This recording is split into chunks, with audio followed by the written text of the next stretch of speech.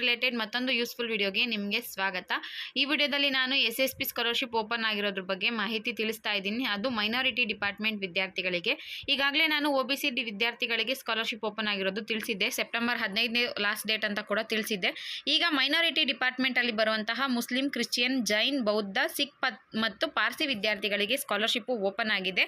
ಇದು ಬಂದು ಕರ್ನಾಟಕದಲ್ಲಿ ಇರುವಂತಹ ವಿದ್ಯಾರ್ಥಿಗಳಿಗಾಗಿರುತ್ತೆ.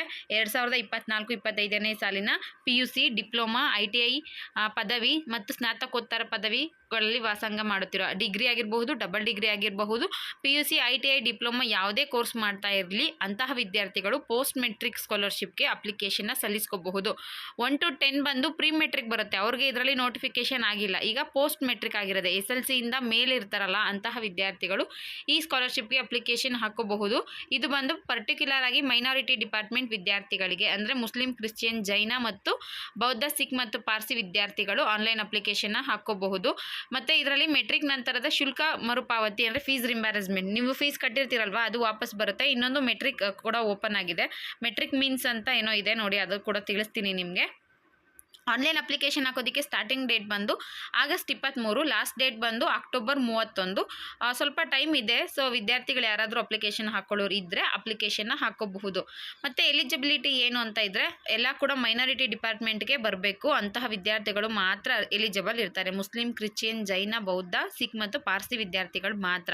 SC ST ವಿದ್ಯಾರ್ಥಿಗಳು ಇದಕ್ಕೆ ಅನ್ವಯಿಸೋದಿಲ್ಲ. ಅವ್ರದ್ದು ಬಂದು OBC ಡಿಪಾರ್ಟ್ಮೆಂಟ್ ಬರುತ್ತೆ. SC STಗೆ ಸಮಾಜ ಕಲ್ಯಾಣ ಇಲಾಖೆ, ಪರಿಶಿಷ್ಟ ಪಂಗಡಗಳ ಇಲಾಖೆ ಅದಕ್ಕೆ ಸೇರಿಕೊಳ್ಳುತ್ತೆ. ಇನ್ನು ಪ್ರತಿಯೊಬ್ಬ ವಿದ್ಯಾರ್ಥಿ ಕೂಡ ಅಪ್ಲಿಕೇಶನ್ ಹಾಕೋರು ಕರ್ನಾಟಕದ ನಿವಾಸಿ ಆಗಿರಬೇಕು.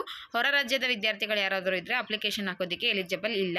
ಮತ್ತು ಇದಕ್ಕೆ ಅಪ್ಲಿಕೇಶನ್ ಹಾಕೋದಕ್ಕೆ ವಿದ್ಯಾರ್ಥಿಯ ತಂದೆ ತಾಯಿ ಅಥವಾ ವಿದ್ಯಾರ್ಥಿಯ ಪೋಷಕರ ಆದಾಯ ಬಂದು ನಿಮಗೆ 2 ಲಕ್ಷಕ್ಕಿಂತ ಕಡಿಮೆ ಇರಬೇಕು. OBC ವಿದ್ಯಾರ್ಥಿಗಳಿಗೆ 1 ಲಕ್ಷಕ್ಕಿಂತ ಕಮ್ಮಿ ಇರಬೇಕು. SC STಗೆ 2.5 ಲಕ್ಷಕ್ಕಿಂತ ಕಮ್ಮಿ ಇರಬೇಕು. ಮೆಟ್ರಿಕ್ ನಂತರದ ಮೈನಾರಿಟಿ ಡಿಪಾರ್ಟ್ಮೆಂಟ್ ವಿದ್ಯಾರ್ಥಿಗಳಿಗೆ 2 ಲಕ್ಷಕ್ಕಿಂತ ಕಡಿಮೆ ಇರಬೇಕು. ನೆಕ್ಸ್ಟ್ ಬಂದು ಮೆರಿಟ್ ಕಮ್ ಮೀನ್ಸ್ ಶುಲ್ಕ ಮರುಪಾವತಿ ಯೋಜನೆಗಾಗಿ ಕುಟುಂಬದ ವಾರ್ಷಿಕ ಆದಾಯವು 2.5 ಲಕ್ಷಕ್ಕಿಂತ ಕಡಿಮೆ ಇರಬೇಕು, ಅದಕ್ಕಿಂತ ಜಾಸ್ತಿ ಇರಬಾರ್ದು ಅಂತ ತಿಳಿಸಿದ್ದಾರೆ. ನೋಡಿ, ಇದರಲ್ಲಿ ಇನ್ನೊಂದು ವಿಶೇಷ ಸೂಚನೆ, ಇದು ಎಲ್ಲ ಕ್ಯಾಟಗರಿ ವಿದ್ಯಾರ್ಥಿಗಳಿಗೂ ಅನ್ವಯಿಸುತ್ತೆ. ನೀವು ಫೀಸ್ನ ವಾಪಸ್ ಪಡ್ಕೋಬೇಕು ಅಂದರೆ ಆಧಾರ್ ಸೀಡಿಂಗ್, NPSI ಮ್ಯಾಪಿಂಗ್ ಆಗಿರಬೇಕು. ಇದು ಕಂಪಲ್ಸರಿ ಆಗಿರಲೇಬೇಕು, ಇಲ್ಲಾಂದರೆ ಯಾವುದೇ ಕಾರಣಕ್ಕೂ ನಿಮಗೆ ಅಮೌಂಟ್ ಬರಲ್ಲ. ನೀವು ಇದನ್ನು DBT ಆ್ಯಪ್ ಮುಖಾಂತರ ಮತ್ತು ಆಧಾರ್ ವೆಬ್ಸೈಟ್ ಮುಖಾಂತರ ಚೆಕ್ ಮಾಡ್ಕೋಬಹುದು. ಆಲ್ರೆಡಿ ನನ್ನ ಚಾನಲ್ನಲ್ಲಿ ವಿಡಿಯೋ ಇದೆ, ನೋಡಿಲ್ಲ ಅಂದ್ರೆ ಒಂದು ಸಲ ನೋಡ್ಕೋಬಹುದು. ಇವಾಗಲೇ ನೀವು ಒಂದು ಸಲ ಅಪ್ಲಿಕೇಶನ್ ಹಾಕಿದ್ದೀರಾ ಅಂದರೆ ಮತ್ತೆ ನೀವು ರಿನ್ಯೂವಲ್ ಆಗಿ ಮತ್ತೆ ಇನ್ನೊಂದು ಸಲ ಫ್ರೆಶ್ ಅಪ್ಲಿಕೇಶನ್ನ ಹಾಕಲೇಬೇಕು. ಹೋದ ವರ್ಷದ ಲೆಕ್ಕ, ಈ ವರ್ಷದ ಲೆಕ್ಕ. ನೆಕ್ಸ್ಟ್ ಬಂದು ನಿಮಗೆ ಹೇಗೆ ಅಮೌಂಟ್ ಬರುತ್ತೆ, ನೆಕ್ಸ್ಟ್ ಪ್ರೋಸೆಸ್ ಎಲ್ಲ ಏನು ಅನ್ನೋದ್ರ ಬಗ್ಗೆ ಸರ್ಕಾರ ಕಾಲಕ್ಕೆ ಅಂದರೆ ಟೈಮ್ ಟು ಟೈಮ್ ಏನೇನೋ ಹೊಸ ಆದೇಶಗಳನ್ನ ಹೊರಡಿಸ್ತಾ ಇರುತ್ತೆ. ಅದ್ರ ಪ್ರಕಾರ ನಿಮಗೆ ಹಣ ಬರುತ್ತೆ. ಅಪ್ಲಿಕೇಶನ್ ಹಾಕೋದು ಬಂದು ನೀವು SSP ಪೋಸ್ಟ್ ಮೆಟ್ರಿಕ್ ಸ್ಕಾಲರ್ಶಿಪ್ ವೆಬ್ಸೈಟಲ್ಲಿ ಹೋಗಿ ಅಪ್ಲಿಕೇಶನ್ನ ಸಲ್ಲಿಸಬಹುದು. ಸದ್ಯಕ್ಕೆ ಮುಸ್ಲಿಂ, ಕ್ರಿಶ್ಚಿಯನ್, ಜೈನ ಮತ್ತು ಬೌದ್ಧ, ಸಿಖ್, ಪಾರ್ಸಿ ವಿದ್ಯಾರ್ಥಿಗಳು ಅಕ್ಟೋಬರ್ 30ನೇ ತಾರೀಕುವರೆಗೂ ಅಪ್ಲಿಕೇಶನ್ ಹಾಕೋಬಹುದು.